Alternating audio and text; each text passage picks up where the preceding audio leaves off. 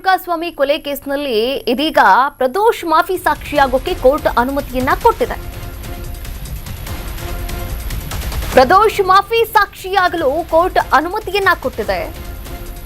ರೇಣುಕಾಸ್ವಾಮಿ ಕೊಲೆ ಕೇಸ್ನಲ್ಲಿ ಡಿಗ್ಯಾಂಗ್ ದಿಗಿಲು ಬಾರಿಸಿರುವಂತದ್ದು ದಿಗಿಲಿರ್ತಿದೆ. ಈಗ ಪ್ರದೋಷ್ ಮಾಫಿ ಸಾಕ್ಷಿಯಿಂದಾಗಿ ದರ್ಶನ್ಗೆ ಡವಡವ ಶುರುವಾಗಿದೆ. ಕೋರ್ಟ್ ಆದೇಶವನ್ನ ಪ್ರಶ್ನಿಸಿ ದರ್ಶನ್ ಮೇಲ್ಮನವಿ ಸಲ್ಲಿಸುವಂತಹ ಸಾಧ್ಯತೆ ಕೂಡ ಇದೆ. ತಾಂತ್ರಿಕ ಕಾರಣವನ್ನ ಹುಡುಕಿ ಹೈಕೋರ್ಟ್ಗೆ ಹೋಗಬಹುದು. ಆದೇಶ ಕ್ರಮಬದ್ಧವಾಗಿಲ್ಲ ಎಂಬುವಂತಹ ಕಾರಣವನ್ನ ನೀಡುವಂತಹ ಸಾಧ್ಯತೆ ಕೂಡ ಇದೆ. ಇನ್ನು ಮೇಲ್ಮನವಿಯನ್ನ ಸಲ್ಲಿಕೆ ಮಾಡದೇ ಇದ್ರೆ ಪ್ರದೋಷ್ ಮಾಫಿ ಸಾಕ್ಷಿ ಗ್ಯಾರಂಟಿ ಅನ್ನಲಾಗ್ತಾ ಇದೆ. ಇನ್ನು ಕೊಲೆಗೆ ಸಂಬಂಧಪಟ್ಟ ಹಾಗೆ ಸತ್ಯ ಸಂಗತಿಗಳನ್ನೇ ಹೇಳಬೇಕು. ಯಾವುದೇ ಮುಚ್ಚುಮರೆಗಳನ್ನ ಇಲ್ಲಿ ಮಾಡೋ ಹಾಗಿಲ್ಲ.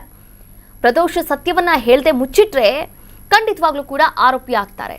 ಇನ್ನು ಪ್ರಕ್ರಿಯೆಗಳು ಮುಗಿಯೋವರೆಗೂ ಕೂಡ ಕಸ್ಟಡಿಯಲ್ಲೇ ಇರಬೇಕು.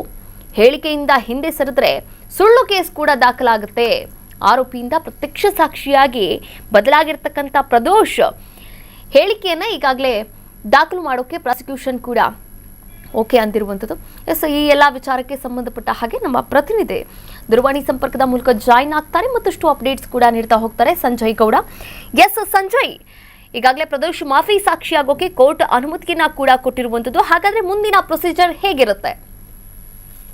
ಕವ್ಯ, ಏನು ಪ್ರದೋಷಿಗೆ ಮಾಫಿ ಸಾಕ್ಷಿ ಆಗ್ಲಿಕ್ಕೆ ಅರ್ಜಿಯನ್ನ ಹಾಕೊಂಡಿದ್ರು. ಆ ಒಂದು ಅರ್ಜಿಯನ್ನ ಅಂಗೀಕಾರಗೊಳಿಸಿ ಈಗ ಮಾಫಿ ಸಾಕ್ಷಿಯಾಗಿ ಪರಿಗಣನೆಯನ್ನ ಮಾಡಿರುವಂತದ್ದು.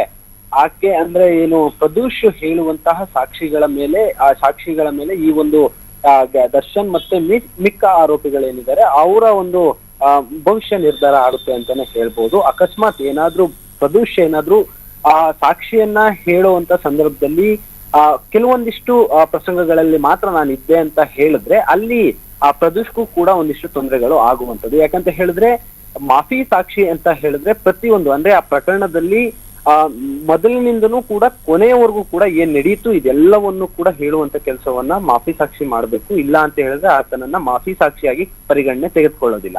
ಈ ಪ್ರದೋಷ್ ಕೂಡ ಎಲ್ಲವನ್ನು ಹೇಳ್ತೀನಿ ಅಂತ ಕೂಡ ಕೋರ್ಟ್ ನಲ್ಲಿ ಹೇಳಿರುವಂತದ್ದು. ಆದ್ರೆ ಸಾಕ್ಷಿ ಸಮಯದಲ್ಲಿ ಏನಾದ್ರೂ ಒಂದು ವ್ಯತ್ಯಾಸ ಕಂಡು ಬಂದಲ್ಲಿ ಅವನನ್ನ ಮಾಫಿ ಸಾಕ್ಷಿಯಿಂದ ಆಚೆ ಇಡ್ಲಾಗುತ್ತೆ. ಮತ್ತೆ ಆ ಒಂದು ವ್ಯಕ್ತಿಗೆ ಪ್ರದೋಷಿಗೆ ಮತ್ತೆ ಶಿಕ್ಷೆ ಪ್ರಮಾಣವು ಕೂಡ ಜಾಸ್ತಿ ಆಗುವಂತ ಸಾಧ್ಯತೆಗಳಿರುತ್ತೆ. ಆದ್ರೆ ಮಾಫಿ ಸಾಕ್ಷಿ ಏನಾದ್ರೂ ಕರೆಕ್ಟ್ ಆಗಿತ್ತು, ಎಲ್ಲಾ ಪ್ರೊಸೀಜರ್ ಕೂಡ ಕರೆಕ್ಟ್ ಆಗಿ ನಡೀತು ಅಂತ ಹೇಳಿದ್ರೆ ದರ್ಶನ್ ಅಂಡ್ ಗ್ಯಾಂಗ್ 16 ಜನ ಆರೋಪಿಗಳು ಏನಿದ್ದಾರೆ ಅವ್ರಿಗೂ ಸಂಕಷ್ಟ ತಪ್ಪಿದ್ದಲ್ಲ ಅಂತಾನೆ ಹೇಳ್ಬೋದು. ಈ ಮಾಫಿ ಸಾಕ್ಷಿ ಹೇಳುವಂತ ಸಂದರ್ಭದಲ್ಲಿ ಪ್ರತಿಯೊಂದು ವಿಚಾರಗಳು ಕೂಡ ಪ್ರದೋಷ್ ಅಲ್ಲಿ ಹೇಳ್ಬೇಕಾಗುತ್ತೆ. ಮತ್ತೆ ಒಂದಿಷ್ಟು ಅಲ್ಲಿ ಹೇಳುವಂತ ಸಂದರ್ಭದಲ್ಲಿ ಎಲ್ಲವೂ ಕರೆಕ್ಟ್ ಆಗಿತ್ತು ಅಂತ ಹೇಳಿದ್ರೆ ಅವನ ಶಿಕ್ಷೆ ಪ್ರಮಾಣ ಕೂಡ ಕಡಿಮೆ ಆಗ್ಬೋದು, ಮತ್ತೆ ಶಿಕ್ಷೆಯಿಂದ ಕೂಡ ಹೊರಗೆ ಬೀಳ್ಬಹುದು. ಆದ್ರೆ ಪ್ರಾಸಿಕ್ಯೂಷನ್ ಒಪ್ಪಿಗೆ ಮೇರೆಗೆ ಕಂಡೀಷನ್ಸ್ ಒಂದಿಷ್ಟು ಷರತ್ತುಗಳನ್ನ ಹಾಕಿರುವಂತದ್ದು.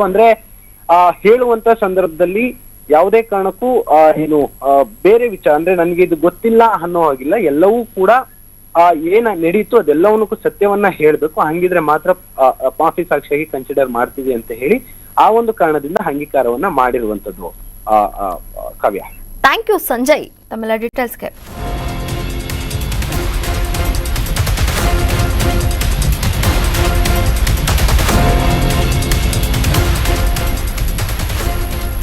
ನ್ಯೂಸ್ ಬೀಟ್ ಫಾಲೋ ಮಾಡಿ, ಸಬ್ಸ್ಕ್ರೈಬ್ ಮಾಡಿ.